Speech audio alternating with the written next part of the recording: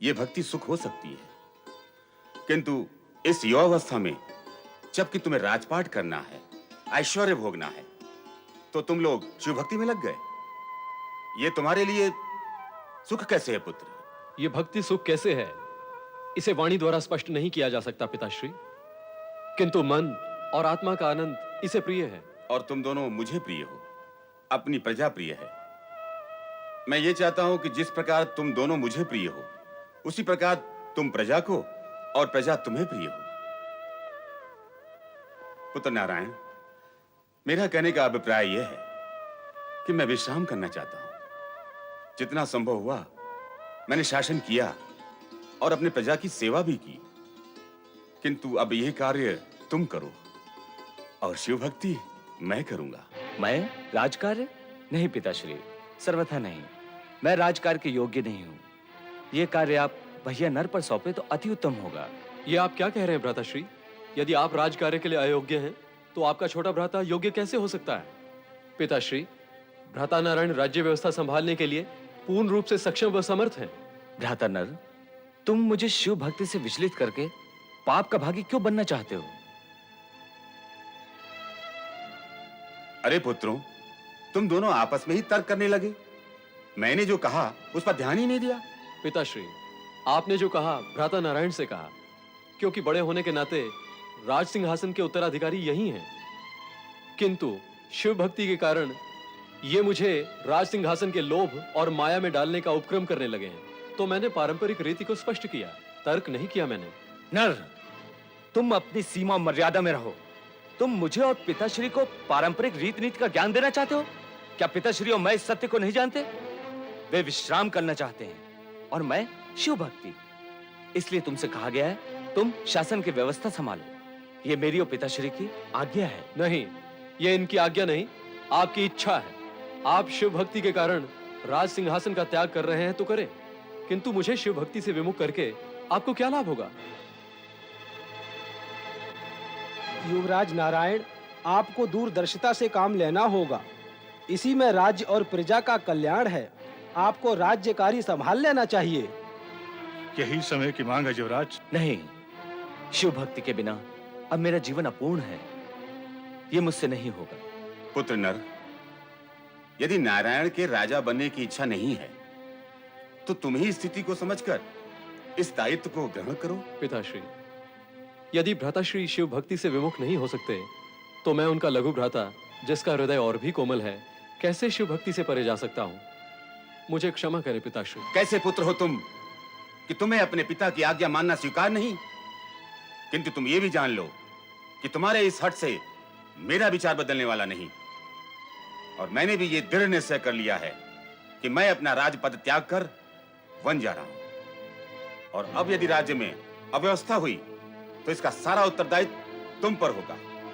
उसके कारण तुम होगे और इसका उत्तर प्रजा तुमसे मांगेगी, तुमसे। आप क्रोध न करें पिताश्री। ज्ञानियों का कहना है क्रोध करने से स्थिति बनती नहीं, अपितु और बिगड़ जाती है।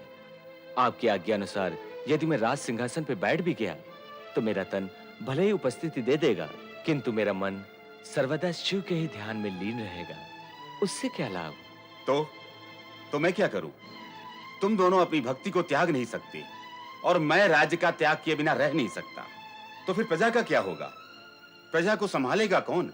उसकी व्यवस्था कौन करेगा? प्रजा को स्वयं अपनी व्यवस्था करने का अवसर दें पिताश्री। वे सारा कार्य संभाल लेंगे। क्या क्या कहा तुमने? प्रजा के प्रतिनिधियों को राज्यभार सौंपकर प्रजातंत्र की एक नवीन परंपरा आरंभ कीजिए महाराज। राज्य और राजा से प्राप्त होने वाले कष्टों से प्रजा मुक्त हो जाएगी। क्या प्रजा को राजा से कष्ट होते हैं? विधाता साक्षी है कि हमने अपनी प्रजा को सदा पुत्रवत समझा और सदा उन्हें कष्टों से दूर रखने का प्रयत्न किया है। ये तो आप अपने विचार और कर्म की चर्चा कर रहे हैं, किंतु आपके और प्रजा के मध्य अनेक राज्य अधिकारी राज्य की व्यवस्था में भागीदार हैं। वे उन्हें पुत्रवत नहीं समझते और सारा दोष राजा पर ही आता है। प्रजा के प्रतिनिधि अगर सारा राज्य कार्य करेंगे तो गुण दोष का सारा दायित्व प्रजा का ही होगा। लगता है भगवान शिव शंकर की यही इच्छा है।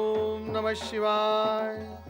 आश्चर्य है प्रभु, आज आप समाधि में लीन नहीं हैं, स्वस्थ आनंदित होकर भ्रमण कर रहे हैं। तुम्हारी प्रतीक्षा में समाधि में रहता तो तुम्हें दर्शन कैसे देता? कहो नारद, क्या समाचार है? वही जिसका आप निर्माण करते हैं, फिर लीलाएं रचाते हैं। इन रची हुई लीलाओं के कारण उथल पुथल होती है, और इस उथल पुथल के कारण मुझे इधर उधर भागना पड़ता है। इस भागने की प्रक्रिया में कुछ पात्रों के चरित्र प्रकट होते हैं और वही समाचार बन जाते हैं। अति सुंदर। अब तो तुम व्याख्या भी करने लगे। क्या करूं भगवान, मैं आपकी भांति लीलाएं नहीं रचा सकता, इसलिए व्याख्या मात्र करने का प्रयत्न करता हूं। नारद, तुम्हारी लीला से तो तीनों लोग प्रभावित होते हैं, और तुम कहते हो कि लीला नहीं रचा सकते। भगवान, मैं इस समय आपसे चर्चा करने की स्थिति में नहीं हूं। आप केवल मुझे उस लीला का अर्थ समझा दीजिए जो आपने नर नारायण के साथ प्रारंभ की है। क्या हुआ है उन्हें? मुझे पता है प्रभु, आप मुझे ही माध्यम बनाकर मेरे ही मुख से सुनना चाहते हैं। तो ठीक है, सुने। देवराज इंद्र ने आपके परम भक्त नर और नारायण की तपस्या भंग करने के लिए मेनका और रंभा को भेजा है। क्यों? वे ऐसा क्यों कर रहे हैं? कौन से उद्देश्य पूर्ति के लिए वे ऐसा कर रहे हैं? नारद, इस जगत में जो कोई भी सत्कर्म अथवा दुष्कर्म करता है, उसमें उसका उद्देश्य अवश्य छिपा होता है। भगवान, जो ज्ञान मुझे है वो आप फिर से मुझे क्यों दे रहे हैं? मैं तो वो सत्य जानना चाहता हूं जिसका ज्ञान मुझे न हो। मैं तो ये जानना चाहता हूं, यदि देवराज इंद्र नर और नारायण को पीड़ित करते हैं तो उसका परिणाम क्या होगा? जिस लीला में नारद संलग्न है, उसका परिणाम तो शुभ ही होगा। भगवान, आप अपने नाम के स्थान पर मेरे नाम का उपयोग क्यों कर रहे हैं? आप हंस रहे हैं और मैं नर नारायण के लिए चिंतित हूं। चिंता की आवश्यकता नहीं नारद। नर नारायण में से ये वही नारायण है जो हर पल हर क्षण तुम्हारे मन और वाणी में रहते हैं। धन्य हुआ हूं मैं भोलेनाथ। परंतु मेनका और रंभा के नृत्य के चमत्कार का क्या प्रभाव होगा? होगा नारद, उसका प्रभाव भी होगा। परंतु भगवान, क्या होगा?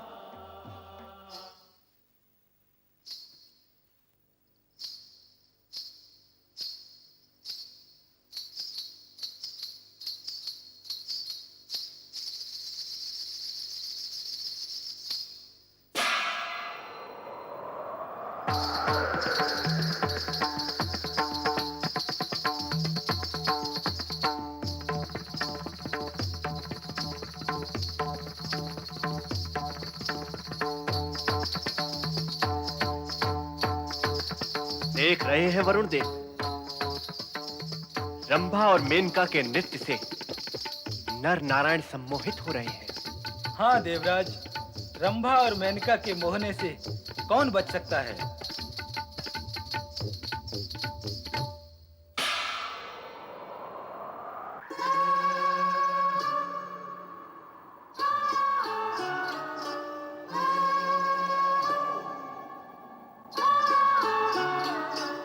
देखते हैं और कितनी देर तपस्या करते हैं ये दोनों।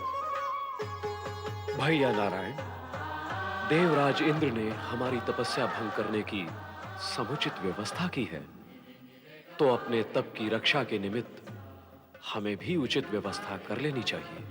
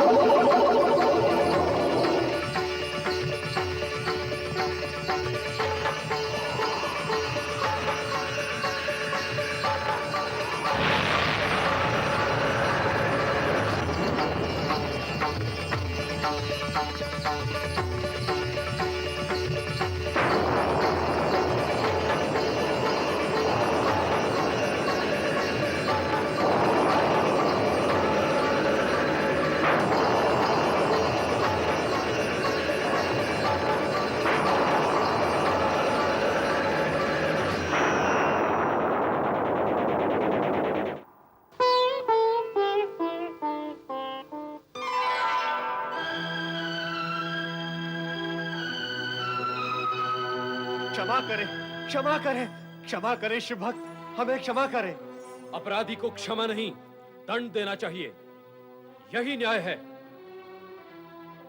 भैया नल, पहले इनके मुख से ये तो सुन लो कि ये किस अपराध की क्षमा मांग रहे हैं और क्यों। हे परम शिव भक्तों, आप दोनों के घोर तप से भयभीत होकर मैं ये सोचने पर बाध्य हो गया था कि आप इंद्रासन पर अधिकार प्राप्त करने की कामना से ये तप कर रहे हैं। इंद्र, तुम्हारा दुर्बल मन अपने इंद्रासन के लिए सदा उन्हीं से भयभीत रहता है जो तुमसे अधिक शक्तिशाली हैं, और अब यह सिद्ध हो चुका है, हम अधिक शक्तिशाली हैं।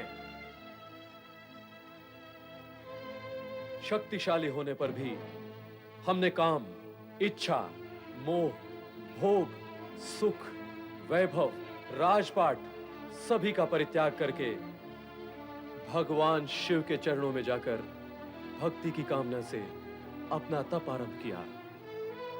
और इस पर भी तुमने अपने स्वर्ग की 2 श्रेष्ठ अप्सराएं हमारा तप भंग करने भेज दी।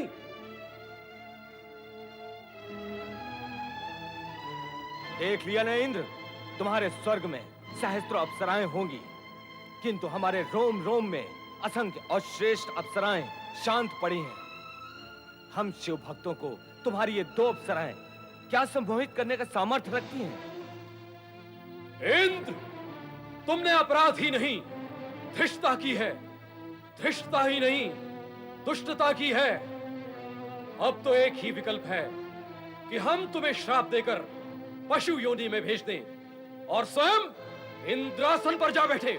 नहीं भक्तराज, नहीं, ऐसा अनर्थ ना करें भक्तराज। यह अनर्थ नहीं, न्याय है। कब तक अपराध करते और क्षमा मांगते रहोगे? इंद्र, ये तो तुम्हारा स्वभाव बन गया है। श्राप देकर तुम्हें मैं इस कुटैब से सदा सदा के लिए मुक्त कर देता हूं। हे शिव भक्त, हम सब देवगढ़ की प्रार्थना है कि देवराज को क्षमा कर दें। तुम्हारा इंद्र देवराज कहलाने के योग्य नहीं है। ऐसा क्यों भक्तवर? ये प्रश्न स्वयं से पूछो वरुण देव।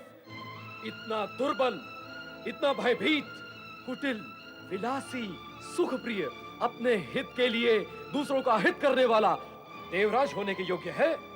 ऐसे राजा के संग देवता भी दानव बन जाएंगे, और फिर साधारण प्राणियों की क्या दुर्गति होगी? भक्तराज, बनते हो स्वर्ग के अधिपति और गौतम ऋषि का रूप बदलकर उन्हीं की पत्नी के साथ काम के वशीभूत होकर छल करते हुए तुम्हें लज्जा नहीं आई इंद्र?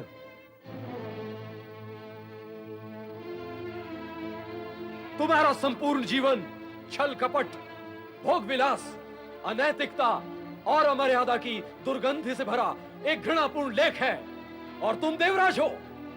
लोक कल्याण के हित में यही उत्तम होगा कि हम तुम्हें शाप देकर जड़ पाषाण बना दें। ठहरिए भक्तराज, ठहरिए। मेरे छोटे से अपराध के लिए मुझे इतना भयानक दंड मत दीजिए भक्तवर। दंड की मात्रा अपराधी नहीं, दंडदाता निश्चित करता है। तुम्हें पशु, मूषक, स्वान अथवा गर्दभ बना भी दिया जाए तो भी तुम निर्दोष प्राणियों का अहित ही करोगे। इसलिए तुम्हारा जड़ पाषाण बन जाना ही उचित है। मैं तुम्हें श्राप देता हूँ कि क्षमा करें भक्तवर, क्षमा करें, देवराज को क्षमा करें। सुंदरी, तुम भैया नारायण की उर्वा से उत्पन्न हुई हो, इसलिए तुम उर्वशी हो। इंद्र के अहंकार को खंडित करने और तुम्हें रंभा और मेनका से श्रेष्ठ सिद्ध करने निमित्त ही तुम्हारी उत्पत्ति की गई है। फिर तुम देवराज के लिए क्षमादान क्यों चाहते हो? भक्तवर, ये देवराज होने के साथ साथ कला के प्रशंसक और रक्षक हैं। कला का प्रशंसक और रक्षक, इतने निकृष्ट विचार वाला, जो अपनी श्रेष्ठता की मानता के लिए इतनी दुष्टता पर उतर आए। मैं आप दोनों से देवराज को क्षमा करने की प्रार्थना करती हूँ। भैया नल, श्राप देकर तपोबल को क्षीण न करो। उर्वशी हमारी शक्ति की विजय के प्रतीक है, इसकी प्रार्थना स्वीकार करो। भैया नारायण की आज्ञा शिरोधार्य है।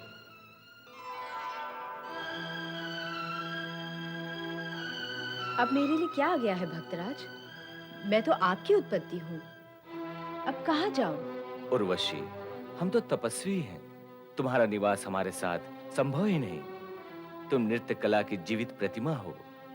देवराज इंद्र के यहाँ स्वर्ग में कला का मान सम्मान और रक्षण होता है, इसलिए हम तुम्हें दिव्य भेंट मानकर स्वर्गाधिपति को सौंपते हैं। वही स्थान तुम्हारे लिए उचित होगा। भक्तराज, हम सब आपकी दया और आशीर्वाद के पात्र हैं। हमारा भक्ति पूर्वक प्रणाम स्वीकार कीजिए।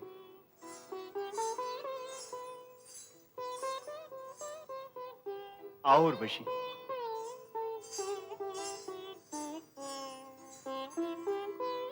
ओम नमः शिवाय, ओम नमः शिवाय, ओम नमः शिवाय, ओम नमः शिवाय, ओम नमः शिवाय, ओम नमः शिवाय, ओम नमः शिवाय।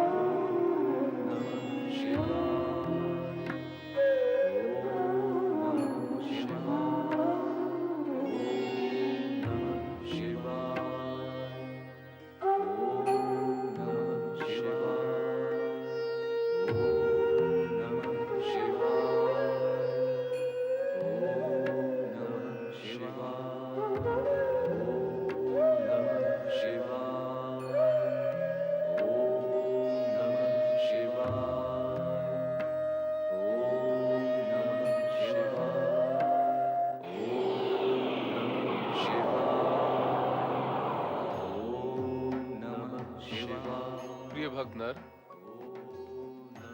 नारायण, आंखें खोलो नारायण। हे भगवान, हे भगवान। उठो भक्तगण। उठकर कहां जाएंगे भगवान? हमारा स्थान तो आपके चरणों में ही है। आपके दर्शन पाकर हमारा जीवन सफल हो गया प्रभु। हम धन्य हो गए प्रभु। जीवन की सफलता और धन्यता में तुम दोनों की तपस्या, समर्पण, निष्ठा और भक्ति ही मूल कारण है। मैं तुम दोनों से प्रसन्न हूं। मांगो, क्या वरदान मांगते हो? आपके दर्शन हो गए, अब मांगने को क्या शेष रह गया भगवान? आपके दर्शन के पश्चात अब जगत के सभी पदार्थ महत्वहीन हो गए हैं प्रभु। आपके दर्शन प्राप्त होने के पश्चात और कुछ मांगने वाला तो मूर्ख ही कहलाएगा। आपके साक्षात्कार का आनंद जो हमारी आत्मा को प्राप्त हुआ है, उसे कुछ और मांगकर वो आनंद खोने की इच्छा नहीं है देवेश्वर। हमने आपके नाम का जाप वरदान मांगने की इच्छा से नहीं किया प्रभु। हम तो केवल आपके दर्शन के अभिलाषी थे और वो हमें प्राप्त हो गए। अब मांगे भी तो क्या मांगे? जो प्राप्त हुआ है उससे अधिक कुछ भी इच्छा नहीं है प्रभु। तुम्हारे इस संकोच भाव से मैं और अधिक प्रसन्न हुआ।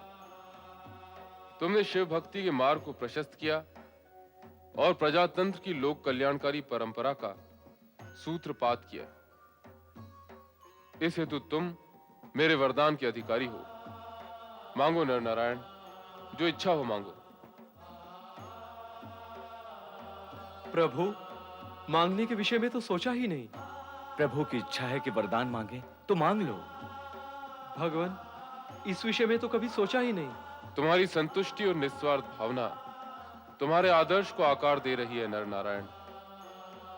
तुम दोनों ने जिस मानवीय आदर्श को प्रस्तुत किया है वो आने वाले युग में भी आदर्श प्रस्तुत करेगा। अब जो भी अपनी कामना हो कहो, वो अवश्य पूर्ण की जाएगी। भगवान, हम आपसे आपको ही मांगते हैं। हाँ प्रभु, आप इसी स्थान पर ज्योतिर्लिंग के रूप में स्थापित हो जाइए। हिमालय पर आने वाले धर्म यात्रियों के उद्धार के लिए आप यहाँ सदा सदा के लिए ज्योतिर्लिंग के रूप में विराजें, तो धर्म यात्रियों को लाभ होगा। तथास्तु। लोकहित की भावना ने तुम दोनों को अमरता प्रदान कर दी। तुम मांगो अथवा न मांगो, किंतु तुम्हारे गुणों से प्रसन्न होकर मैं तुम्हें वरदान अवश्य दूंगा। जो कुछ आपने दिया वो पर्याप्त है प्रभु। हम भविष्यवाणी सुनाते हैं कि आप दोनों द्वापर युग में अर्जुन और कृष्ण के रूप में जन्म लोगे। नर अर्जुन के रूप में और नारायण विष्णु अवतार कृष्ण के रूप में।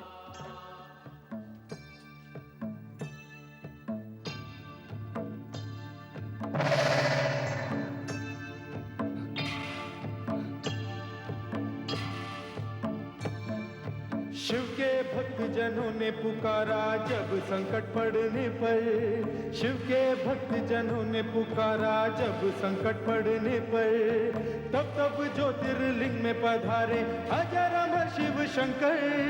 अजर अमर शिव शंकर, अजर अमर शिव शंकर, अजर अमर शिव शंकर, अजर अमर शिव शंकर, अजर अमर शिव शंकर, अजर अमर शिव शंकर, अजर अमर शिव शंकर, अजर अमर शिव शंकर।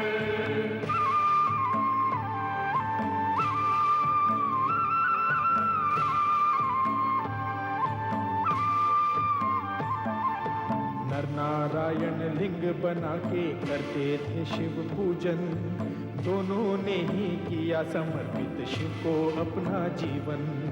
प्रकट हुए शिव उनके सम्मुख बोले कुछ वर मांगो, दोनों बोले इसी रूप में भगवन यही विराजो। सुन के याचना उन दोनों की शिव शंकर मुस्काए, वही हिमालय में ज्योतिर्लिंग केदारेश्वर कहलाए। नर नारायण केदारेश्वर के जो भी करता दर्शन, मोक्ष का भागी वो होता है, पा जाता है अंधन।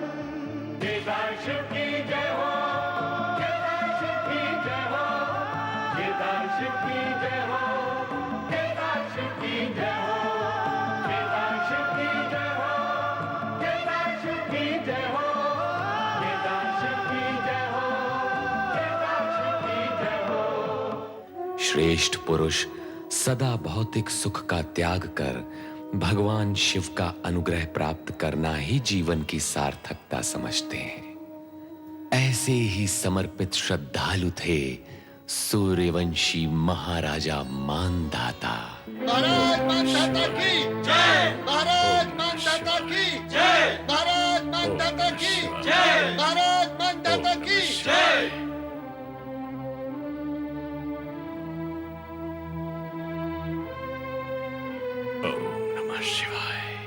प्रणाम पिताश्री। प्रणाम पिताश्री। कल्याण हो। आश्चर्य पिताश्री, आज आपको शिव पूजा में इतना अधिक विलंब हो गया कि आपने अभी तक राशि परिधान भी धारण नहीं किया। राजकुमार अम्बरीश, युवराज मुचकुंद, आज अनायासी शिव पूजन के उपरांत हमारे हृदय में वैराग्य भाव उत्पन्न हुआ। ऐसा वैराग्य उत्पन्न होने के पश्चात किसी भी दृष्टि से हमारा सिंहासन पर आसीन होना शोभनीय नहीं है वत्स। पिताश्री। महाराज, ये क्या कह रहे हैं आप? पिताश्री, ऐसा न कहिए। आपसे अधिक इस सिंहासन पर बैठने के योग और कौन हो सकता है महाराज? राजकुमार, तुम हमारे ज्येष्ठ पुत्र होने के नाते अब इस सिंहासन पर तुम्हारा न्यायोचित अधिकार है। कदापि नहीं। आपके होते हुए मैं इस सिंहासन पर कैसे बैठ सकता हूँ? यह प्रजा की इच्छा के भी विरुद्ध होगा। भ्राता सत्य कह रहे हैं तात। आपके समान धर्मात्मा प्रजापालक शासक युगों में एक ही बार जन्म लेता है। हम ही नहीं, आपकी प्रजा भी आपको इस सिंहासन से दूर नहीं देख सकती।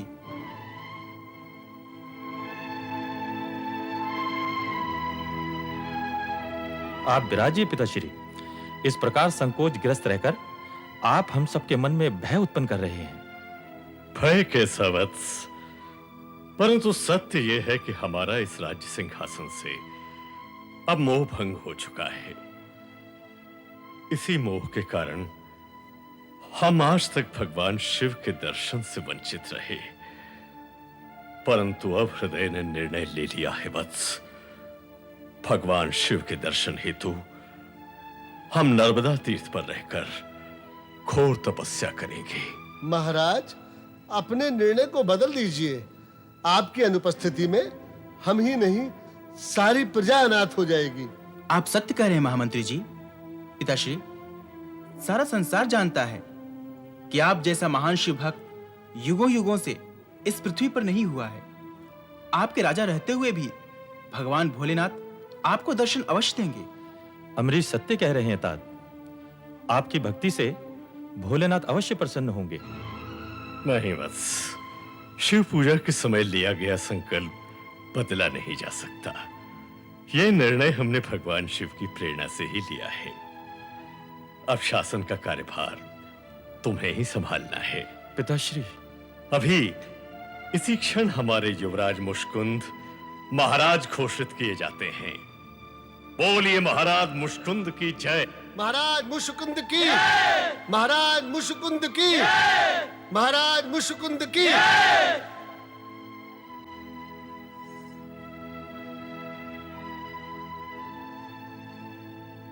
सभासदों, अपने शासन काल में यदि आप लोगों में से किसी के प्रति कोई त्रुटि हुई हो, यदि कभी किसी भी प्रजाजन के प्रति हमसे कोई अन्याय हुआ हो, तो हम आप सबसे क्षमा चाहते हैं। पुत्रों, शिव भक्ति की ज्योति को सदैव प्रज्वलित रखना। भगवान शिव कल्याण करें। ओम नमः शिवाय, ओम नमः शिवाय। महान शिव भक्त, अमर कीर्ति के धारक महाराज मानधाता की जय। महाराज मानधाता की जय। महाराज मानधाता की जय।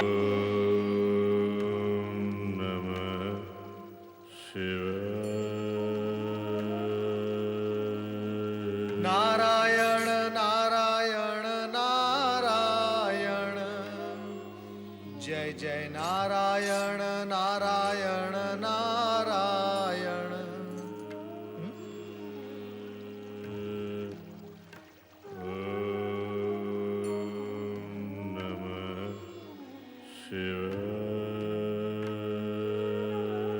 नारायण नारायण।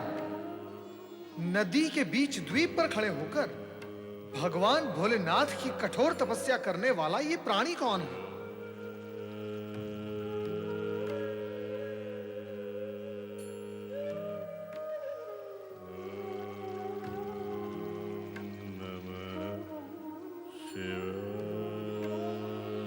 मैं नारायण का जाप कर रहा हूं और ये प्राणी ओम नमः शिवाय रट रहा है। शब्दों में अंतर है, परंतु दोनों का अर्थ एक ही केंद्र पर जाके रुकता है। और फिर नारद, जगत तो तुम्हें ज्ञानी समझता है, अंतर तो मूर्ख देखते हैं, ज्ञानी सदा समानता देखते हैं। चलो नारद, ओम नमः शिवाय बोलो। ओम नमः शिवाय।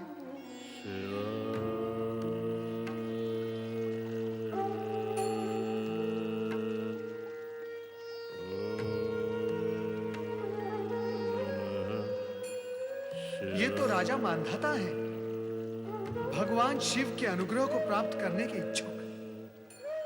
कैसी अद्भुत लीला है भगवान भोलेनाथ की।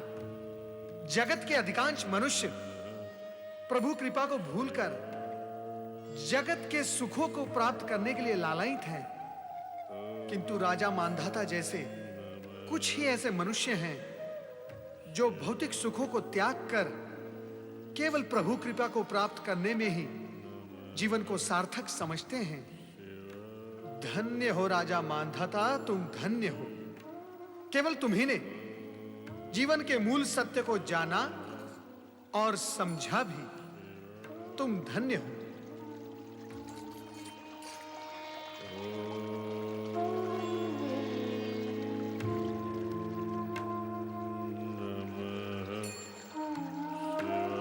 राजन, राजन,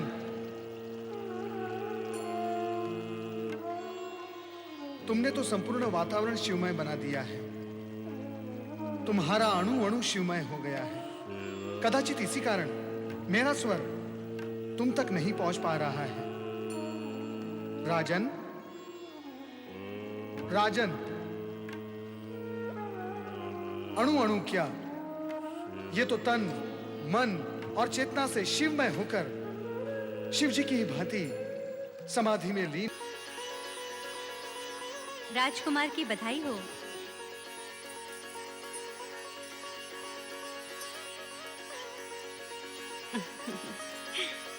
ले ले ले ले ले मेरे राजकुमार, कैसे हैं आप? आज हम बहुत प्रसन्न हैं महामंत्री। हमारी प्रसन्नता की सीमा नहीं है। विधाता की कृपा से हमें उत्तराधिकारी मिला है, पुत्र रत्न की प्राप्ति हुई है हमें। हम चाहते हैं हमारे संपूर्ण राज्य में उसका जन्मोत्सव मनाया जाए। हमारे सभी मित्र राजाओं को निमंत्रण भेजा जाए और अनुरोध किया जाए कि वो इस उत्सव में सम्मिलित होकर हमारे हर्ष को दुगना चौगुना बढ़ा दें। जैसी आपकी आज्ञा महाराज।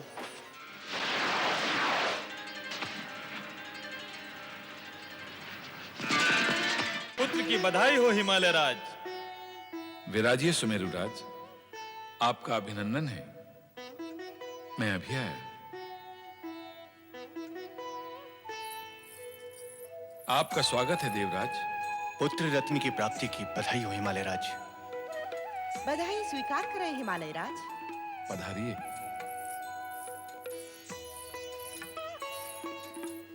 बधाई देने आए हो, तनिक अपने मुंह पर हास्य तो बिखेर लो।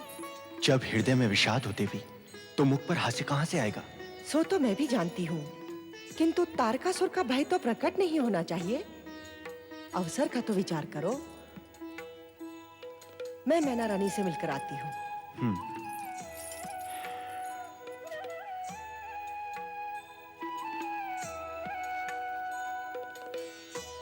पुत्र के लिए बधाई हो हिमालय राज। वायुदेव, अग्निदेव, आपका स्वागत है। पधारिए। नारायण नारायण नारायण, श्रीमन नारायण नारायण नारायण। हिमालय राज, पुत्र प्राप्ति के इस शुभ और सौभाग्यपूर्ण अवसर पर बधाई हो। देवऋषि नारद, हमें आपकी बधाई नहीं, हमें आपका आशीर्वाद चाहिए। नारायण नारायण, नारद के आशीर्वाद से कब किसका कल्याण हुआ है? राजन, इस समय तो आप बधाई से ही संतुष्ट हो जाइए। विंध्याचल महाराज पधारे हैं। बधाई हो हिमालय राज, बधाई हो। विंध्याचल महाराज, आपका स्वागत है। पधारिए। ओहो, हमारे सामने हमारा मित्र व सखा सुमेरु पर्वत विराजमान है। बहुत समय पश्चात दर्शन हुए हैं, पहले मैं उनसे भेंट कर लूं। अवश्य अवश्य।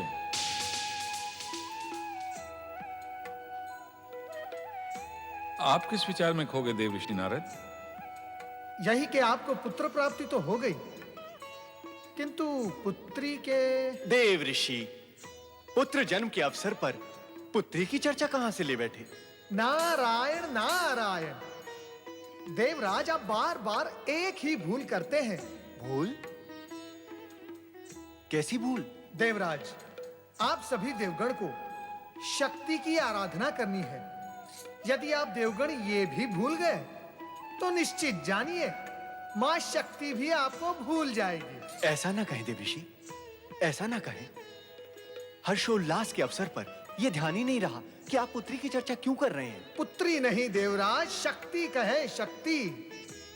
समय समीप आ गया है जब शक्ति अपनी इच्छा से यहां जन्म लेंगी। देवऋषि नारद, पुत्र रत्न की प्राप्ति भी शक्ति की इच्छा अनुसार ही हुई है। ऐसा प्रतीत होता है कि अपने बड़े भाई के आगमन के पश्चात ही वे प्रकट होंगी। मैं बड़ा हूं, मैं बड़ा हूं, मैं बड़ा हूं, मैं ये क्या हो रहा है? विंध्याचल महाराज तो सुमेरु से भेंट करने गए थे, फिर ये किस विवाद में फंस गए? मैं नहीं मानता। तुम्हारे ना मानने से भला क्या होता है? तो तुम्हारे मानने से क्या होता है? नारायण नारायण। विवाद, वो भी नारद की अनुपस्थिति में? ना आनंद होगा ना अर्थ होगा उसमें। ठहरो भक्तों, नारद आया। मेरी मान्यता ही सर्वोपरि है। मैं इस संसार का सबसे बड़ा पर्वत हूं। मुझे ही पर्वत सम्राट, पर्वत राज का सम्मान प्राप्त होना चाहिए। तुम्हारे इस चाहिए का तो विशाल सागर की भांति कोई और छोर ही नहीं है। नारायण नारायण। तुम मुझे ये बताओ कि तुम्हें पर्वत सम्राट का सम्मान क्यों मिलना चाहिए? इसलिए कि मैं पर्वतों में सबसे बड़ा हूं। अच्छा, ये असत्य समाचार आपको किसने दिया? इसमें असत्य क्या है? सत्य भी क्या है? नारायण नारायण। सत्य है भी तो केवल इतना कि हिमालय राज ही सबसे श्रेष्ठ एवं सबसे बड़े पर्वत हैं। इसीलिए पर्वतों के राजा हैं। नहीं, ऐसा नहीं है। क्रोध करने से आकार छोटा हो जाएगा सुमेरु, और फिर तुम बाल पर्वत ही रह जाओगे। देवऋषि, अपनी भाषा पे नियंत्रण रखें। वो तो तभी संभव होगा जब तुम अपने क्रोध पर नियंत्रण रखोगे। वो इनके लिए संभव नहीं है देवऋषि। विंध्याचल, अपने से बड़ों के प्रति असम्मान की भावना रखना तुम्हें शोभा नहीं देता। यही तो मैं भी आपसे कह रहा था कि स्वयं को पर्वतराज मानकर हिमालय राज के प्रति असम्मान प्रकट करना आपको शोभा नहीं देता। जहां असत्य को सत्य मान लिया जाए, वहां अधिक देर ठहरना उचित नहीं होता। मैं जा रहा हूं, किंतु ये बात सत्य है कि मैं ही हूं पर्वतराज। केवल मैं ही हूं पर्वतराज, केवल मैं ही हूं पर्वतराज। सुमेरुराज, सुनिए तो। नहीं, देखिए, आप हमारे अतिथि हैं, इस तरह क्रोधित होकर मत जाइए। सुमेरुराज, रुक जाइए।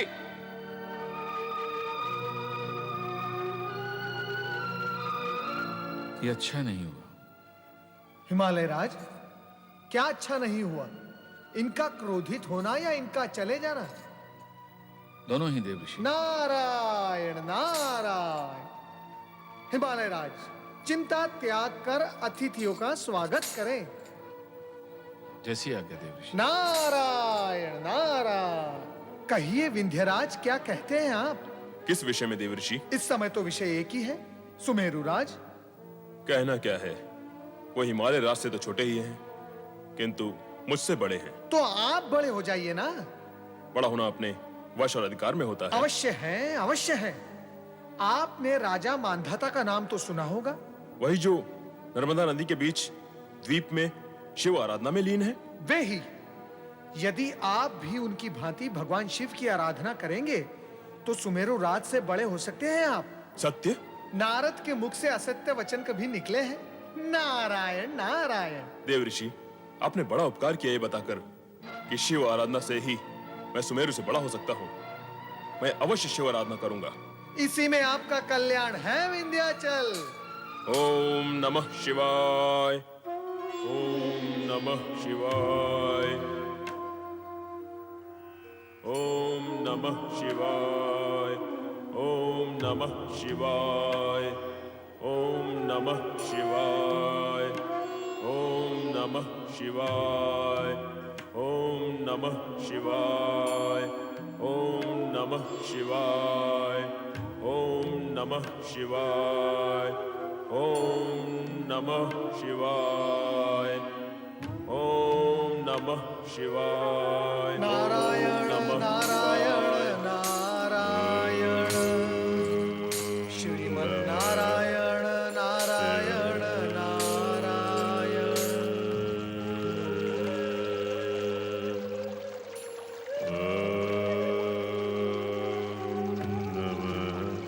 राजा मानधाता, नारायण नारायण नारायण, श्रीमन्नारायण नारायण नारायण। नमः शिवाय, विंध्याचल, नमः शिवाय, ओम नमः। कितना आकर्षण है शिव जी के पंचाक्षरी महामंत्र में। नमः शिवाय। राजा मानधाता तो तपस्या में लीन थे ही, और अब विंध्याचल भी उसी मार्ग पर चल पड़े। किंतु विंध्याचल में राजा मानधाता जैसी तन्मयता और समर्पण भाव कहाँ? नारायण नारायण नारायण, श्रीमन्नारायण नारायण नारायण। ओम नमः शिवाय, ओम नमः शिवाय, ओम नमः शिवाय, ओम नमः शिवाय, ओम नमः शिवाय, ओम नमः शिवाय, ओम नमः शिवाय, ओम नमः शिवाय। ओम नमः शिवाय। देव ऋषि प्रणाम। वंदन स्वीकार कीजिए देव ऋषि। कल्याण भव। देवर्षि प्रणाम। प्रणाम। कल्याण भव भृंगी। अब देवेश्वर समाधि से जागेंगे? अवश्य जागेंगे। देवर्षि स्वामी को जगाइए ना। क्या तुम सब ये समझते हो कि मैं यहाँ देवेश्वर को समाधि से जगाने आता हूँ? नहीं देव ऋषि, हम तो ये समझते हैं जब स्वामी को जागना होता है तभी आप प्रकट होते हैं। ओम नमः शिवाय, ओम नमः शिवाय, ओम नमः शिवाय, ओम नमः शिवाय, ओम नमः शिवाय, ओम नमः शिवाय, ओम नमः शिवाय, ओम नमः शिवाय, ओम नमः शिवाय, ओम नमः शिवाय, ओम नमः शिवाय, ओम नमः शिवाय। आओ नारद, कहो कहाँ कहाँ भ्रमण कराए? कैसा भ्रमण महादेव जी, मैं तो तीनों लोक में भटकता रहता हूँ। भटकना क्यों कहते हो? तीनों लोगों का आनंद लेते हो, सभी लोकों में व्याप्त लीलाओं का रस लेते हो। किसी देवी अथवा देवता को भी इतनी सुविधा प्राप्त नहीं है जितनी तुम्हें है। भोलेनाथ, आप मेरी दुविधा को सुविधा कहते हैं? मैं जिस लोक में जाता हूं, वहां के प्राणी मुझे संदेह की दृष्टि से देखते हैं, लगाई बुझाई करने वाला समझते हैं मुझे। यह है मेरी सुविधा। इससे तुम्हें क्या अंतर पड़ता नारद? तुम वही करते रहे हो और वही करते रहोगे जो तुम उचित समझते हो। अब बताओ कहां से आ रहे हो? मैं तो वहां से आ रहा हूं जहां दो शिव भक्तों ने ओम नमः शिवाय इस मंत्र का अलख जगा रखा है। कहां है वो भक्त? आप तो त्रिकालदर्शी हैं, आपसे क्या छिपा है? सब कुछ ज्ञात होते हुए भी आप तुम नर्मदा नदी के मध्य और तट पर खड़े उन भक्तों की चर्चा तो नहीं कर रहे नारद? हाँ देवेश्वर, राजा मानधाता और विंध्याचल पर्वत आपके नाम का निरंतर जाप कर रहे हैं। उनके जाप की गूंज यहां भी सुनाई दे रही है।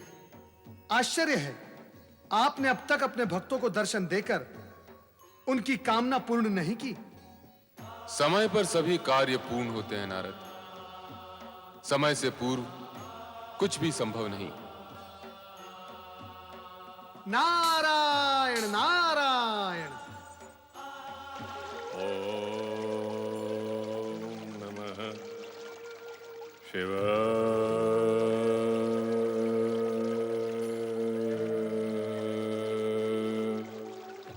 ओम नमः शिवाय।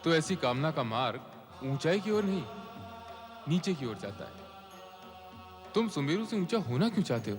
उसका गर्व खंडित करने के लिए, उसका अहंकार मिटाने के लिए। गर्व से गर्व खंडित कैसे होगा? अहंकारी यदि स्वयं का अहंकार मिटा नहीं सकता, तो किसी अन्य का अहंकार मिटाने की क्षमता उसमें कहां से होगी? हम तुम्हारी भक्ति और तपस्या से प्रसन्न अवश्य हुए थे, किंतु तुम्हारी इस ईर्ष्या भावना ने हमें आश्चर्य में डाल दिया है। कामना कल्याण में होनी चाहिए वत्स। तुम कोई अन्य वरदान मांग लो जिसमें तुम्हारा हित हो। मैंने तो यही कामना मन में लेकर आपकी आराधना आरंभ की थी प्रभु। मन में ऐसी कामना करने से पूर्व तुमने विचार नहीं किया कि इसका परिणाम न तुम्हारे हित में होगा, न ही लोकहित में। और जो कामना लोकहित में नहीं होती, वो पाप और दुष्कर्म के मार्ग से होती हुई पीड़ा और दुर्भाग्य तक जा पहुंचती है। किसी का अहित करना मेरा उद्देश्य नहीं है भगवान। स्वयं को दूसरे से श्रेष्ठ मानना अथवा मनवाने की इच्छा करना अथवा ऊंचे होने की कामना के गर्व से ही अहित की उत्पत्ति होती है विंध्यराज। मैं अहित की भावना से स्वयं को दूर रखूंगा। यह तुम्हारे लिए संभव नहीं, किसी के लिए भी संभव नहीं। शिशु देव का हो अथवा दानव का, उससे उसकी माता से दूर नहीं रखा जा सकता। अहंकार की भावना भी ऐसी ही माता है जिसे अहित रूपी पुत्र से दूर रखना किसी के लिए भी संभव नहीं। मैं अहंकार का त्याग करूंगा देवेश्वर, किंतु उससे पूर्व तुम्हें सुमेरु से ऊंचे होने की कामना का त्याग करना होगा। फिर शेष ही क्या रह जाएगा प्रभु? तुम्हारा यह हट सद्विचार और सद्भावना को मार्ग नहीं दे रहा है वत्स। यदि तुम्हें वरदान प्राप्त हो गया और तुम सुमेरु से ऊंचे हो गए, तो जानते हो उसका परिणाम क्या होगा? आर्यव्रत के उत्तर और दक्षिण के मध्य सेतु होने के कारण वर्तमान में आवागमन संभव है, किंतु तुम्हारे ऊंचे हो जाने से उत्तर दक्षिण का संपूर्ण भंग हो जाएगा। संतुलन नहीं रहेगा, परस्पर संबंध नहीं रहेंगे, उत्तर दक्षिण में विभिन्नताएं उत्पन्न हो जाएंगी। ऐसा न हो, इस कारण तुम अन्य कोई वरदान मांग लो वत्स। मैं ऐसा नहीं होने दूंगा। आप कृपया मुझे सुमेरु से ऊंचा होने का वरदान दे भगवान।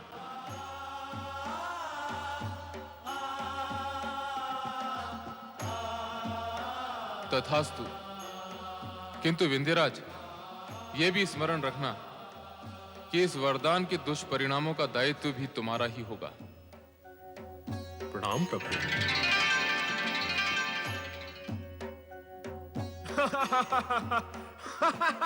मुझे सबसे ऊंचा होने का वरदान मिल गया, सबसे ऊंचा होने का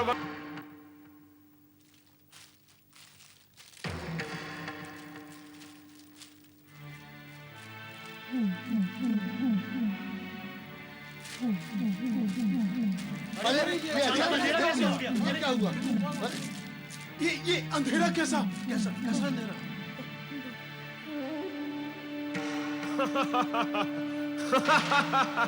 सुमेरु स्वयं को पर्वतों का सम्राट समझता है। मेरी ओर देखेगा तो उसका गर्व चूर चूर हो जाएगा। यदि अंधेरा नहीं हटा तो नर नारी पशु पक्षी जीव जंतुओं का क्या होगा? रोग फैल सकते हैं, अकाल मृत्यु हो सकती है। इस प्रकार तो हमारा जीवन छिन्न भिन्न हो जाएगा। आओ अगस्त ऋषि के पास चलते हैं, वही हमारी रक्षा का उपाय बताएंगे।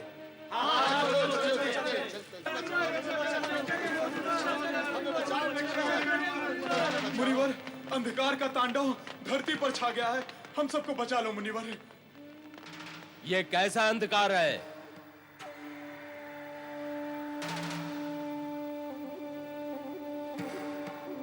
मुनि अगस्त्य, यहां आओ, शीघ्र आओ अगस्त्य मुनि। कौन कौन पुकार रहा है? कहां आना है मुझे? मैं कैलाशपति शंकर तुम्हें कैलाश पर बुला रहा हूं। आओ अगस्त्य मुनि। हे देवाधिदेव भगवान शिव, आपकी आज्ञा का पालन होगा भगवान। मैं शीघ्र ही आपके चरणों में उपस्थित हो रहा हूं प्रभु। आप सब धीरे धीरे। भगवान शंकर इस अंधकार को अवश्य ही प्रकाश में परिवर्तित करेंगे।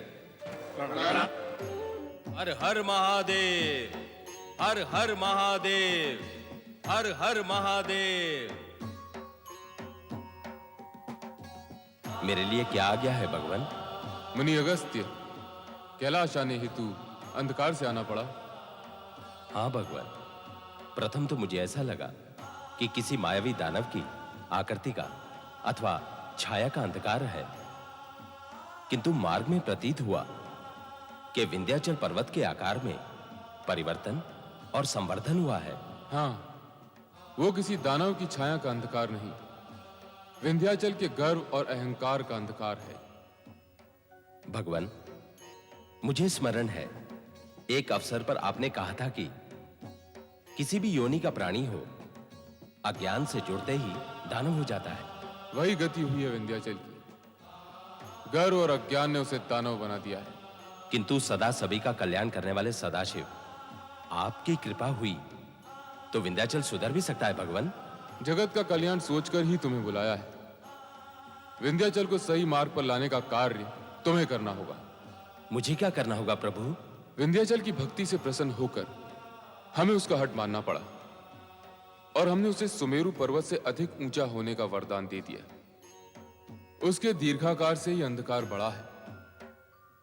ऐसे में उत्तर दक्षिण के संबंध व संपर्क समाप्त होने से अनर्थ हो सकता है। इस अनर्थ को होने से तुम्हें रोकना है। वो कैसे देवेश्वर?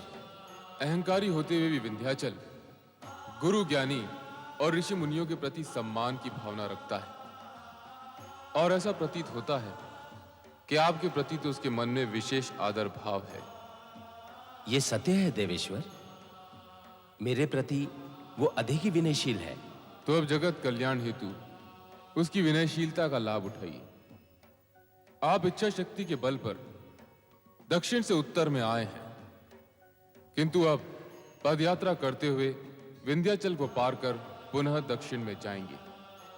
उस दीर्घाकाल विंध्याचल को पार करना होगा? केवल विंध्याचल को, दीर्घाकार विंध्याचल को नहीं। जब आप उस पर्वत की तलहटी में जाएंगे तो वो प्रणाम करने हेतु सिर नवाएगा। उस समय उससे कहें कि वो आपके लौटने की प्रतीक्षा करे और इसी तरह सिर नवाए रहे, जिससे आपको आवागमन में सुविधा हो। किंतु भगवान, मेरे पुनः उत्तर में लौटने पर वह भी पुनः खड़ा हो जाएगा, अतः समस्या तो वही रहेगी। आप दक्षिण से उत्तर में लौटेंगे ही क्यों? अर्थात मुझे सदा सदा के लिए दक्षिण में वास करना होगा प्रभु। लोकहित में किया गया आपका यह कार्य संपूर्ण जगत में चर्चा का विषय रहेगा। जैसी आपकी आज्ञा भगवान। प्रणाम। हर हर महादेव, हर हर महादेव, हर हर महादेव। विंध्याचल, विंध्याचल, विंध्याचल। मैं अगस्त तुम्हें कब से पुकार रहा हूं, क्या तुम्हें मेरी पुकार सुनाई नहीं दे रही है? हाँ, गुरु अगस्त, मेरा प्रणाम स्वीकार करें मुनिवर। प्रणाम करने की ये कौन सी प्रणाली है विंध्याचल? प्रणाम करने वाले की दृष्टि नीचे से ऊपर की ओर और प्रणाम स्वीकार करने वाले की दृष्टि ऊपर से नीचे की ओर होती है। यहां स्थिति उल्टी है। तुम्हारी विनयशीलता पर मुझे हमेशा गर्व रहा है। तुम अभिनय कब से हो गए विंध्याचल? नहीं मुनिवर, मेरी भावना में नहीं, मेरे आकार में परिवर्तन हुआ है। तुम्हारे आकार ने बड़ा होकर तुम्हारी भावना को छोटा कर दिया है। ये देख और जानकर मन क्लांत हुआ है। नहीं गुरुदेव, नहीं, मेरे प्रति ऐसा अन्याय ना करें गुरुदेव। तुम्हारी शालीनता और सौम्यता कहां गई विंध्याचल? तनिक ठहरिएगा मुनिवर। मुझे अपने दीर्घाकार से आपका आशीर्वाद अधिक प्रिय है। आपके श्री चरणों में नतमस्तक होने के लिए मैं व्याकुल हो रहा हूं, छोटा हो रहा हूं।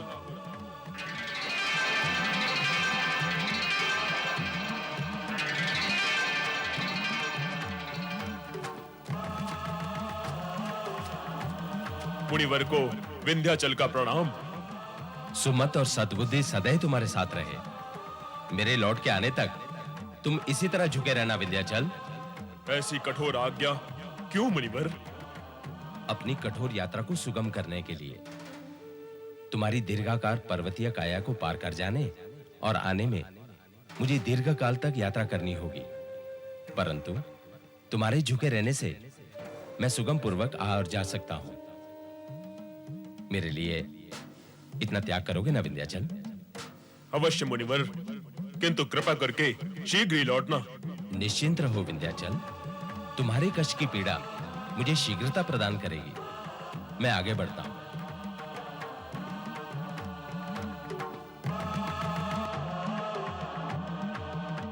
छल मेरा स्वभाव नहीं है विंध्याचल, परंतु देवाधिदेव के आदेश से लोक धर्म के नाते मुझे यह व्यवहार करना पड़ा। नारायण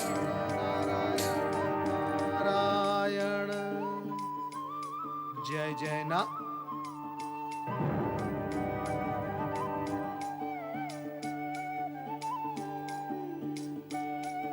चलो नारद, कल्याण मार्ग पर आगे बढ़ो। नारायण नारायण नारायण नारायण नारायण श्रीमन नारायण नारायण नारायण। पर्वतराज, ये अभिनय की मुद्रा क्यों धारण कर रखी है? देवर्षि, ना तो मैं पर्वतराज रहा, ना अभिनय करने की मानसिकता है मुझ में। इस दुख और निराशा का कारण क्या है? और आपका ये आकार लघु कैसे हो गया? और इस प्रकार झुके झुके क्यों हो? मुनिवर, अगस्त जी का यही आदेश है, जब तक वे दक्षिण से न लौटे मैं इसी प्रकार झुका रहूं। अज्ञान की भी कोई सीमा होती है, किंतु तुम्हारा ज्ञान असीम है, असीम। विंध्याचल, तन के झुकने को झुकना नहीं कहा जाता, विनम्रता के साथ मन से झुकने को झुकना कहा जाता है। यदि तुम्हारा गर्व गल गया हो तो सीधे खड़े हो जाओ। किंतु मुनिवर का आदेश, वे क्रोधित हो जाएंगे। उनका आदेश और उद्देश्य दोनों पूर्ण हो चुके हैं, अब वो कभी लौटकर नहीं आएंगे। क्या वे लौटकर नहीं आएंगे? तो सदा के लिए मुझे इसी प्रकार झुका रहना होगा। नारायण नारायण, शब्द को नहीं विंध्यराज, अर्थ को पकड़ो, अर्थ को। मैंने तो आपके शब्दों को सत्य माना था। आपने कहा था भगवान शिव की आराधना करने से मैं सुमेरु से भी ऊंचा हो जाऊंगा। अवश्य कहा था राजन, मैंने अवश्य कहा था, किंतु उतनी ही ऊंचाई उचित होती है जो लोकहित और धर्म में बाधक न हो। मेरे पश्चात शिवजी ने भी तुम्हें अपना संतुलन बनाए रखने के लिए समझाया था, किंतु तुम नहीं माने, अपने हट पर अड़े रहे। ये हट और ऊंचा होने की महत्वाकांक्षा आप ही ने मेरे मन में जागृत की थी देवर्षि। नारायण नारायण, ये तो मेरा स्वभाव है। तीनों लोक में घूमकर मैं यही काम करता रहता हूं। इस जगत में लोभ और आकर्षण के अनेक अनेक साधन हैं। स्वार्थवश, कुटिलतावश अथवा व्यवसायवश जगत के प्राणी लोभ और आकर्षण की रचना तो करते ही रहते हैं। तो क्या हमें भी अपनी अज्ञानतावश उनके वश में हो जाना चाहिए? नारायण नारायण, अपनी सतसत विवेक बुद्धि का उपयोग करना आवश्यक नहीं। राजन, विधाता ने आकर्षण और महत्वाकांक्षा की सृष्टि की है, तो प्राणी को ज्ञान और भविष्य की चेतना भी दी है। आप धन्य हैं देवर्षि, विधाता ने आपको सोच विचार करके ही रचा है। आप मारते भी हैं और उबारते भी हैं। आप भूल रहे हैं राजन, न कोई किसी को मार सकता है न वार सकता है। प्राणी स्वयं ही अपना विधान रचता है। मेरे कहने अथवा महत्वाकांक्षा जागृत करने के उपरांत तुम्हें यह सोचना चाहिए था कि अत्यधिक ऊंचाई प्रकृति के कार्य में बाधक न हो। राजन, शिव भक्ति करके शिव कृपा पाकर अभी भी तुम वही हो जहां थे। अब ताड़ना प्रताड़ना बहुत हुआ देवर्षि, उबरने का मार्ग बताइए ना। विनम्रता से झुककर पुनः शिवाराधना करो, कल्याण होगा। नारायण नारायण नारायण नारायण नारायण। ओम नमः शिवाय, ओम नमः शिवाय। ओम नमः शिवाय। ओम नमः शिवाय।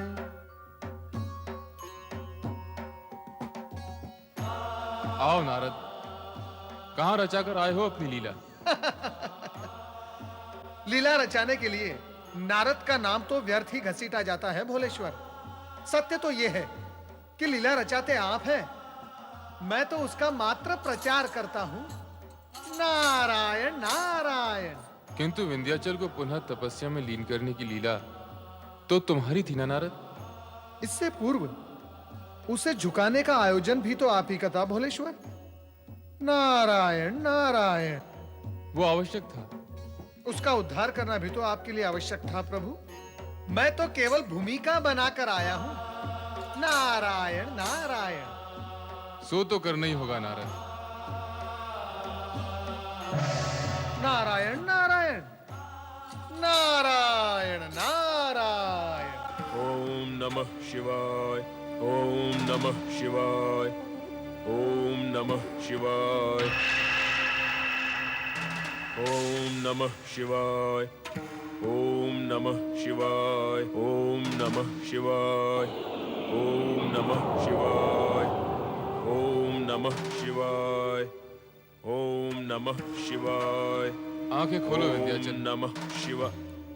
प्रभु, भगवान, अपने इस अज्ञानी भक्त को क्षमा करना प्रभु। मेरे प्रकट होने से क्षमादान तो हो गया, किंतु तुम सिर झुकाए क्यों खड़े हो?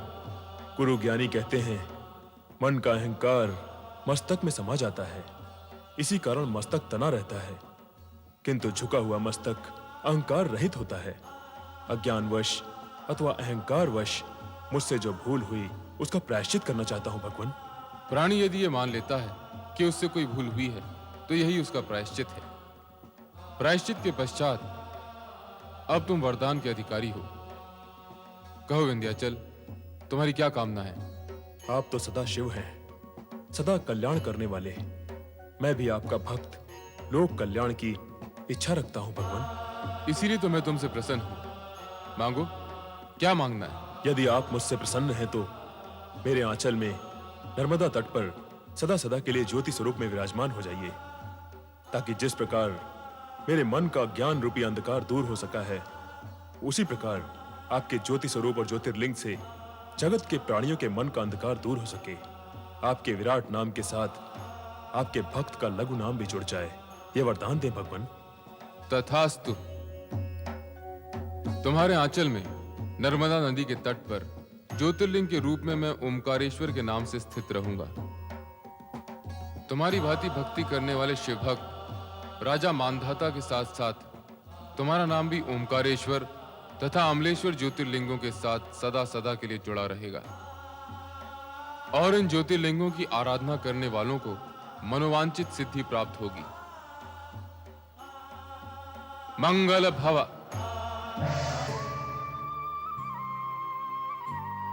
ओम नमः शिवाय।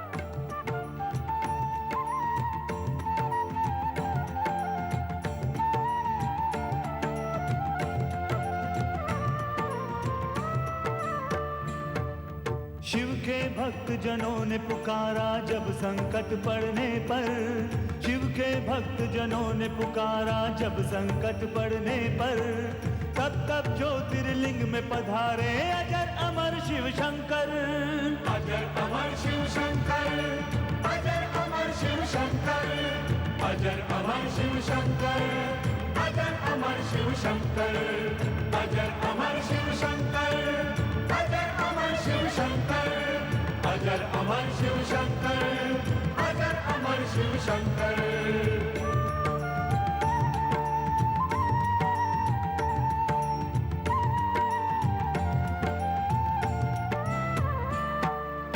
एक समय विंध्याचल पर्वत शिव की शरण में आया, साक्षात ओंकार जहाँ थे शिवलिंग वहीं बनाया। करने लगा वो शिव का पूजन तदनंतर दिन रहना। शिव शंकर जब प्रकट हुए तब खोले अपने नैना। एक ओंकार लिंग तभी दो भागों में विभक्त हुआ। शिव ज्योति परमेश्वर संज्ञा ओंकारेश्वर नाम पड़ा। ओंकार परमेश्वर ज्योतिर्लिंग के जो दर्शन पाता, मोक्ष है मिलता माँ के गर्भ में वो फिर से नहीं आता। ओंकार शिव की जय हो, ओंकार शिव की जय हो, ओंकार शिव की जय हो, ओंकार शिव की जय हो, ओंकार शिव की जय हो, ओंकार शिव की जय हो, ओंकार शिव की जय हो, ओंकार शिव की जय हो। सर्वेश्वर भोलेनाथ ही इस जगत के नाथ और पालनहार हैं। ओमकार अर्थात मैं तो उनके अक्षर शरीर का प्रतीक ही हूं और पंचाक्षरी मंत्र ओम नमः शिवाय इस जगत का एकमात्र कल्याणकारी मंत्र है। सत्पुरुष जानते हैं कि देव दानव और मानव सभी के कल्याण हेतु व शुभ और मंगल कार्य को संपन्न करने का एकमात्र उपाय यह पंचाक्षरी मंत्र ओम नमः शिवाय ही है। अच्छा सुप्रिय, हमारी सबकी मंगल कामना है तुम्हारी ये जल यात्रा सुखद और सफल हो, तुम्हें व्यापार में लाभ मिले, भगवान शंकर तुम्हारी रक्षा करें। भगवान शिव की कृपा और आपके आशीर्वाद से सब ठीक ही होगा। अच्छा, ओम नमः शिवाय, ओम नमः शिवाय, ओम नमः शिवाय, ओम नमः शिवाय, ओम नमः शिवाय, ओम नमः शिवाय, ओम नमः शिवाय, ओम नमः शिवाय, ओम नमः शिवाय, ओम नमः शिवाय, ओम नमः शिवाय, ओम नमः शिवाय, ओम नमः शिवाय, ओम नमः शिवाय, ओम नमः शिवाय, ओम नमः शिवाय, ओम नमः शिवाय। हे तारकासुर के सैनिक और सेनापति ने यही बताया था, यदि कोई ओम नमः शिवाय बोले उसे पकड़कर उन्हें सौंप देना।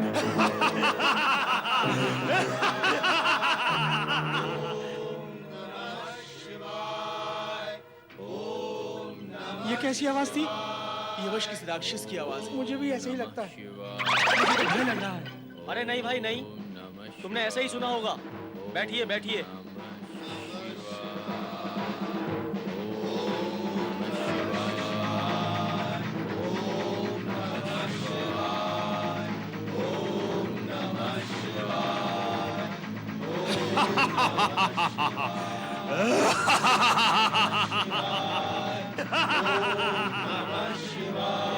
ये अवश्य राक्षस ही है।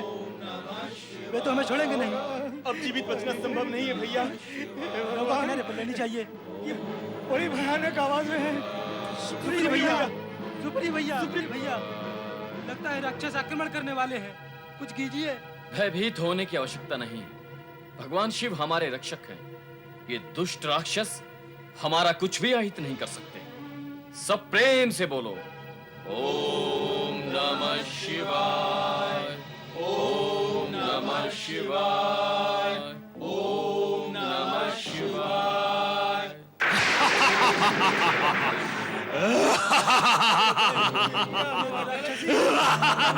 जीवित नहीं बचेंगे।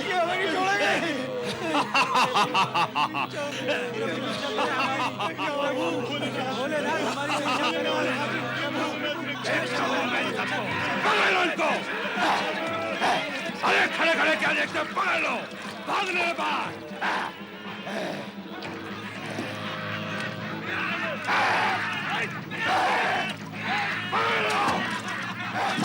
ओम नमः शिवाय बोलता है। शिव शंकर, अरे पकड़ो सबको। हे भोलेनाथ, हमारी रक्षा कीजिए। वाह, एक तो शिव था, अब कोई दूसरा भोलेनाथ आ गया। हमारी रक्षा करो। हे शिव शंकर, दया करो। पहले शिव, फिर भोलेनाथ और अब शंकर। कितने बड़े देवताओं को बुलाएंगे ये छोटे मोटे देवता लोग। देख लूंगा मैं इन सब देवताओं को। ले चलो इन देवताओं को गुफा की ओर। हमें इनको तारकासुर को सौंपना है। ले चलो, उतारो इन सबको। ले जाओ इन सबको, ले जाओ। की चाल चलोगे तो मार खाओगे। चलो। ये हम कहाँ जा रहे हैं सुप्रिय भैया? हम तो व्यापार के लिए निकले थे। लगता नहीं कि अब जीवित बच पाएंगे। ये राक्षस हमें वन प्रदेश में क्या जीवित रखने के लिए ले जा रहे हैं? सुना नहीं था, बड़े राक्षस ने कहा था कि वो हमें तारकासुर को सौंपेगा। सबसे बड़ा दुख तो इस बात का है, हमने भगवान शिव की शरण ली और उनकी महिमा गाई, रक्षा के लिए उन्हें पुकारा, किंतु सब व्यर्थ गया। नहीं मित्र नहीं, भगवान की भक्ति कभी व्यर्थ नहीं होती। हो रही है, हो गई। नहीं मित्र, भगवान भी परीक्षा लेते हैं। इतनी कठोर परीक्षा कि प्राणों पर बनाए। भगवान अपने भक्तों को कष्ट और कठोरता की अग्नि में तपाकर कुंदन बनाना चाहते हैं। अरे ये क्या खुसर फुसर कर रहे हो? बंद कर दो इन्हें गुफा में।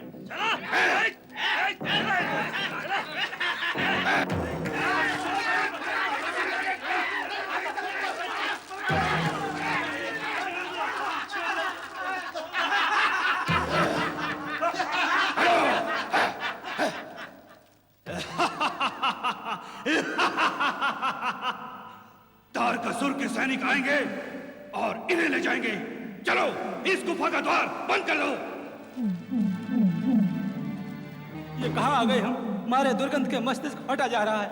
इन दुष्ट राक्षसों ने तो गुफा का द्वार भी बंद कर दिया। अब मृत्यु निश्चित है भाई। ये राक्षस अब हमें नहीं छोड़ेंगे। अरे मित्र, इतने निराश क्यों होते हो? मृत्यु के मुख में पहुंचने के पश्चात क्या अब भी तुम्हें जीवित रहने की आशा है?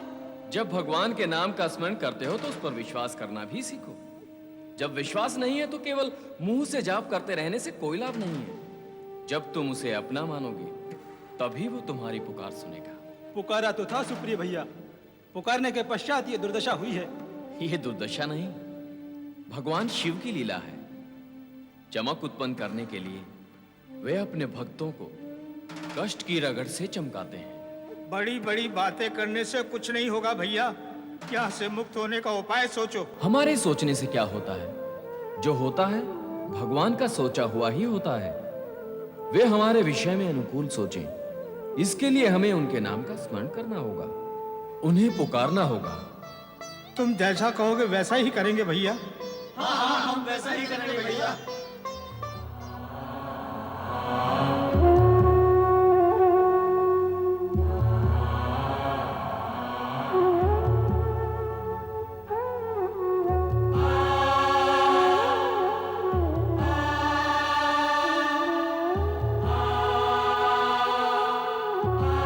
हे भोलेनाथ, हमारे पास ना पत्र हैं, ना फूल, ना अक्षत, ना कुमकुम, ना दीपक। हमारे पास कुछ भी तो नहीं है। कुछ है तो केवल हमारी भावना। हम दीन दुखियों की प्रार्थना स्वीकार करना, हमारी रक्षा करना। आओ बंधुओं, शिव प्रार्थना का आरंभ करें।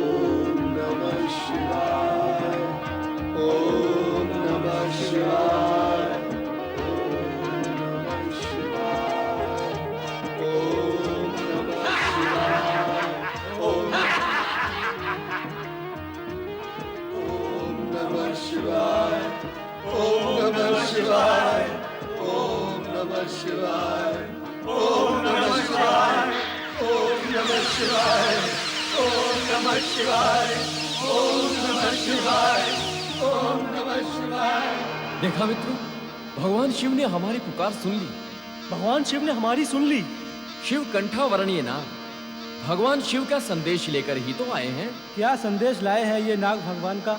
यही कि भगवान शिव राक्षस दारुक से हमारी रक्षा अवश्य करेंगे। ओम नमः शिवाय ओम नमः शिवाय ओम नमः शिवाय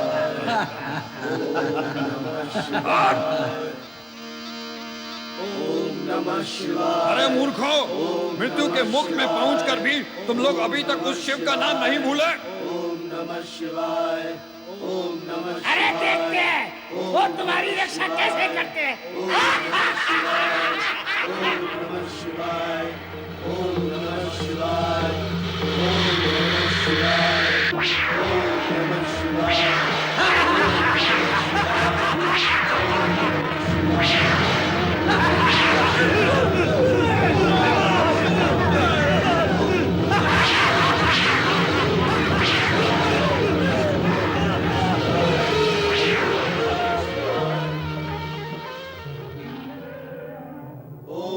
शिवाय ओम नमः शिवाय ओम नमः शिवाय।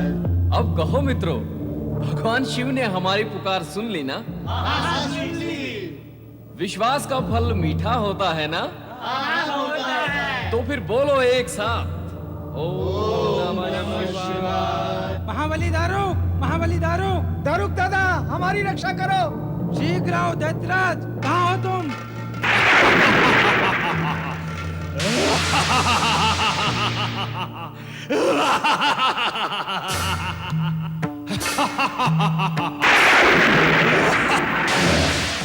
महाबली दारुक आ गए। महाबली दारुक की कहो, मुझे क्यों बुलाया है? देखो क्या दशा हो गई है हमारी। किसने बनाई है तुम्हारी ये दुर्दशा? गुफा में, गुफा के सर्पों ने, शिव के सर्पों ने, जो शिवलिंग से निकले थे। शिव, शिवलिंग। इस शिव ने बहुत गड़बड़ मचा रखी है। मुझे इसका साँचा ठीक करना ही होगा। कहाँ है वो सर्प? वहीं गुफा में। चलो आओ देखते हैं, कहाँ है वो सर्प?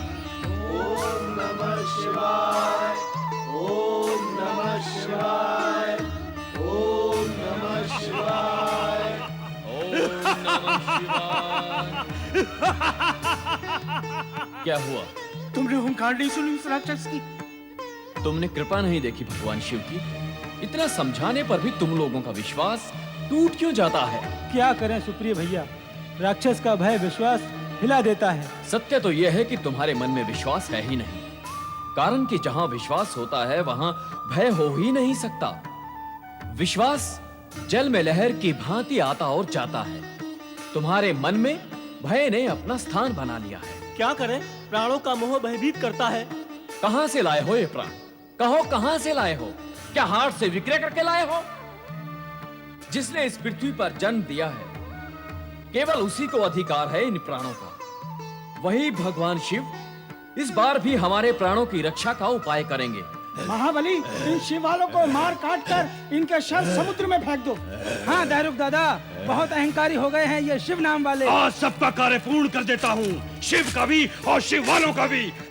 यही होना चाहिए। हमारे स्वामी महाबली तारकासुर भी इन शिव नाम वालों से बहुत तंग आ चुके हैं। बहुत कष्ट देते हैं ये शिव नाम वाले। सारे कष्ट दूर कर देता हूँ, तारकासुर का भी और तुम्हारे भी। ओम नमः शिवाय आने दो, भगवान शिव हमारी रक्षा करेंगे, किंतु वे रक्षा तब करेंगे जब हम मन में विश्वास के साथ उनकी शरण में जाएंगे। हम सब शरणागत हैं। तो आराधना करो शिव की, वे हमारी रक्षा करेंगे। ओम नमः शिवाय ओम नमः शिवाय ओम नमः शिवाय ओम नमः शिवाय ओम नमः शिवाय ओम नमः शिवाय ओम नमः शिवाय ओम नमः शिवाय ओम। निर्भय रहो, ये पाशुपतास्त्र ग्रहण करो, ये तुम्हारी रक्षा करेगा। राक्षस दारुक इसी ओर आ रहा है, अर्थात वो अपनी मृत्यु की ओर बढ़ रहा है। प्रिय भक्त सुप्रिय, तुम इस पाशुपतास्त्र से उसका वध करके सदा सदा के लिए इस क्षेत्र को आतंकहीन कर दो। उठाओ ये पाशुपतास्त्र।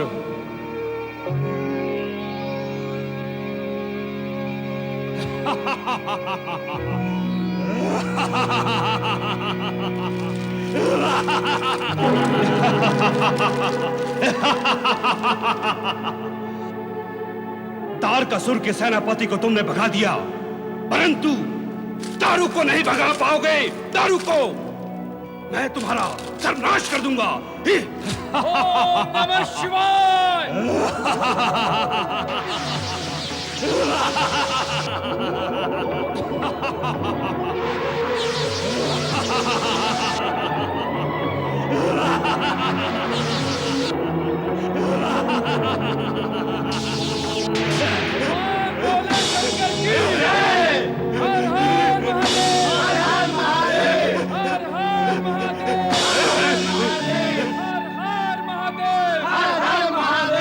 कहो साथियों, दुष्ट का भय बढ़ा या भगवान का विश्वास? भगवान का विश्वास। इस सत्य को जीवन में कभी मत भूलना साथियों, कि भगवान हमें ऐसी विकट परिस्थिति में डालेंगे जहां से निकलने की संभावना ना हो।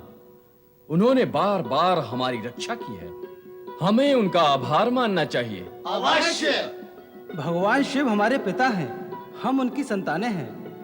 वो हमारी रक्षा तो करते हैं, परंतु सामने क्यों नहीं आते, दर्शन क्यों नहीं देते? उन्हें पुकारिए, बुलाइए, आएंगे, दर्शन अवश्य देंगे। तो चलो हम सब मिलकर पुकारते हैं। ओम नमः शिवाय, ओम नमः शिवाय, ओम नमः शिवाय, ओम नमः शिवाय, ओम नमः शिवाय, ओम नमः शिवाय।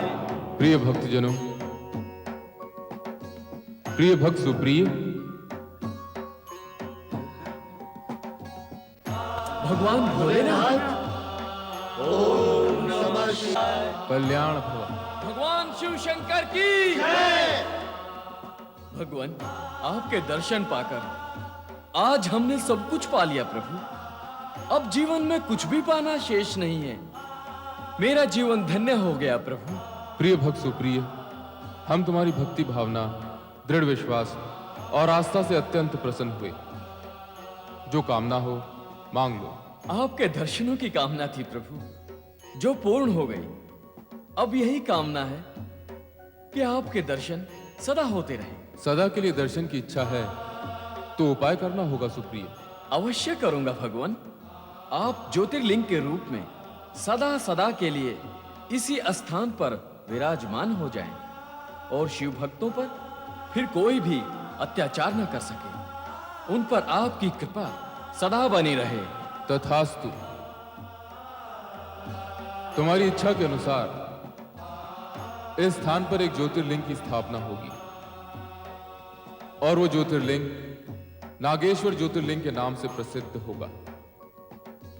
जो भक्त इस ज्योतिर्लिंग का दर्शन, पूजन और आराधना करेगा, उसे न तो कभी नागों का भय होगा, ना ही अकाल मृत्यु का।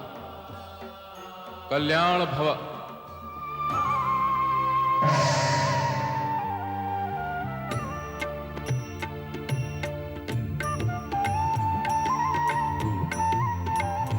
भगवान नागेश्वर की जय।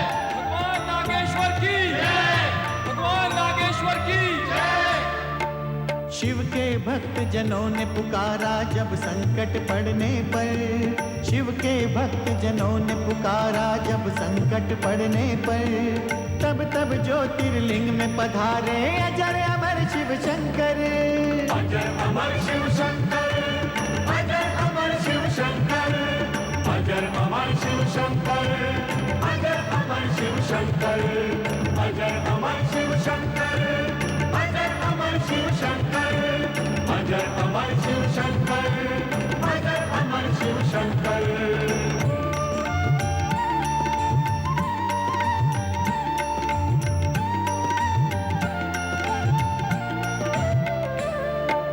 दारुक असुर के कारागृह में सुप्रिय नाम का ब्राह्मण साथियों संग नित भक्ति भाव से करता था शिव पूजन। 4 कपाट का एक मंदिर तब वहाँ यकायक प्रकट हुआ, इसके संग ही फैली वहाँ पे ज्योतिर्मय शिवलिंग की छटा। वही शिवा नागेश्वरी के संग शिव शंकर जी आए, ज्योतिर्लिंग स्वरूप सदा शिव नागेश्वर कहलाए। ये वो ज्योतिर्लिंग है जहाँ पे मन वांछित फल मिलता, दुख के पतझड़ में भी यहाँ पे फूल खुशी का खिलता। नागेश्वर की जय हो।